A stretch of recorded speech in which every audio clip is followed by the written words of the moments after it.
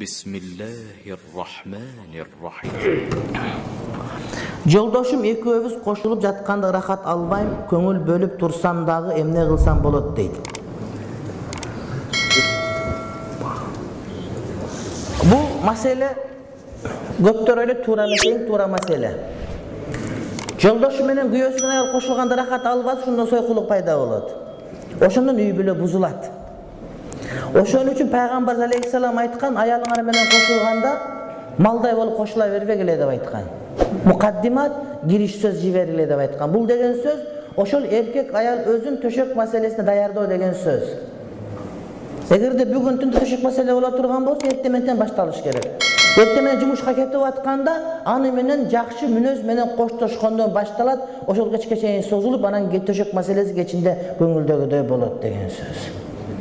Муну көптөр айтсам чубага жайта берес дейт. Айтпасаң үй бүлө бузулуп атат. Ушуну айтпай үй бүлөлөр бузулуп атат. Аялдар кордук көрүп көчөгө чыгып кетип атат. Билесиңер, эркектер эркек болбой калгандардын аялдары көчөдөн ер издеп жүрөт. Атаң айтпаса, өзүң билбесең, молдоң уялса каяктан үйрөнөсүң? Шариатта шарым жок деген сөз бар. Ошон үчүн эркек аялын рахат бериш үчүн аракет кылыш керек, ден соолугун чыңдаш керек. Машыгыш керек, атырдын жакшысын коюш керек, тиштерин тазалап жууш керек, колтук башын тазалап жууш керек. Андан эркектин жакшы атыры жыты келип туруш керек.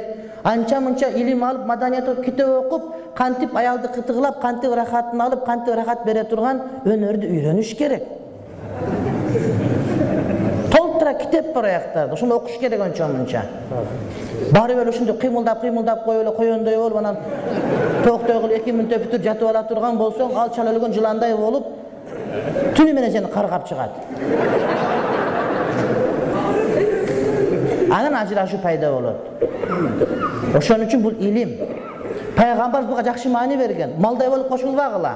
Кошулардан мурун ошого кириш сөз жибергиле деген сөз, аны даярдагыла деген. Жылуу сөзү менен, эркелетүү менен, белек берүү менен, түштө бир телефон чалып, кечинде бир телефон чалып, каякта жүрөсүң деп, жумуштан келгенде бир кичине гүл көтөрө келип, анан келгенде тише коюп, башка бир неке деп, ошентип барып, анан кечинде даяр болгондо, анан маселе чың болот.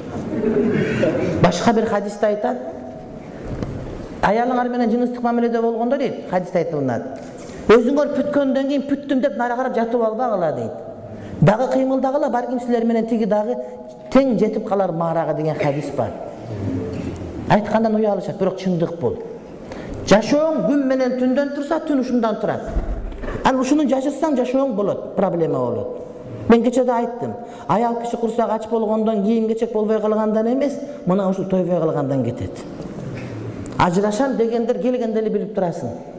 Эркек ушундай болуш керек, өзүн карабайт, башкасын кылбайт, чачын деле жуубайт, сакалын деле тарабайт, кир болот да анан келип алып эле ана дей берет.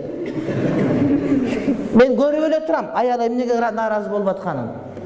Сигарет чексең, наша чексең, өзүңү карабасаң, ысыта сууда жүрсөң, чала жарым импотент болуп калсаң, анда нааразы болот.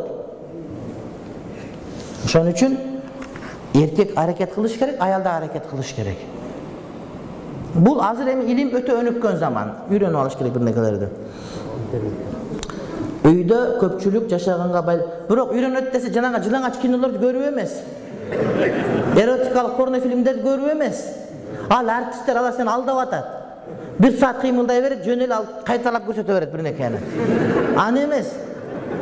Кантип аял менен күйөө мамиле кылыш керек, кантип жатыш керек, кантип рахат тартуулайт деген эмгек китептерди окуш керек илими.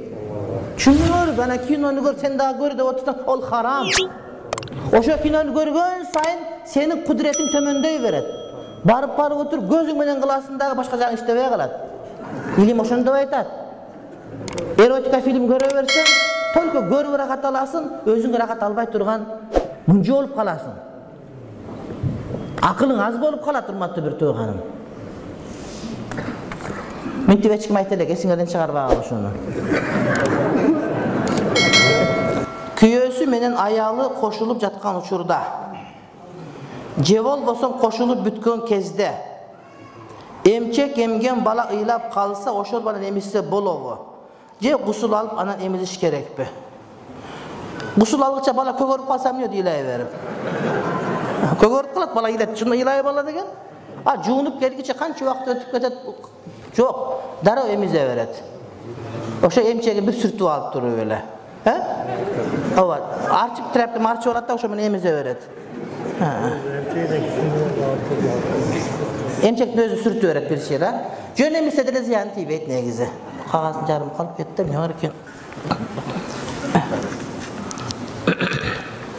Kızık soruğa düşüp ketmesin de vatan da.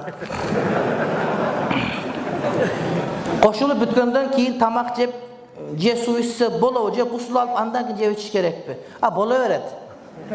Peygamberimiz Aleyhisselam ayalı menen koşulgandan keyin kolu betin juyup durup, tamak jep, oğuzun bekitip, oruzuga niyet kılıp, anan azan aytılıp, anan gus namaz okuytele. Bolo beret tuğanım. Şariat jengil. Şariat oğur emes. Hiç sana kıyın emes. Bolgonun namazına gusulun bar bolsun degen söz.